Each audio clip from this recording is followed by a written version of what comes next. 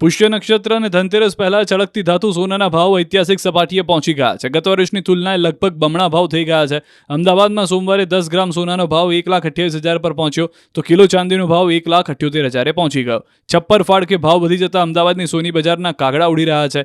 પુષ્ય નક્ષત્ર પૂર્વે ખરીદીની ચમક હોવી જોઈએ તેવી નથી.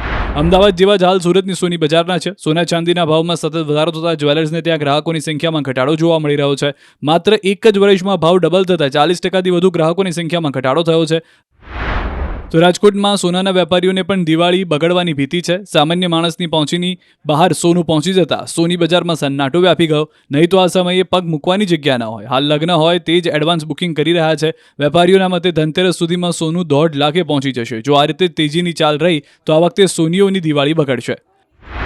તો ઐતિહાસિક ભાવ વચ્ચે અમદાવાદમાંથી એકાએક ચાંદી ગાયબ થઈ ગઈ છે. ચાંદીની ડિમાન્ડ વધતા માર્કેટમાં ચાંદી મળી નથી રહી. સોના કરતાં લોકો ચાંદીમાં વધુ રોકાણ કરવા લાગતા ચાંદીની અછત સર્જાઈ છે.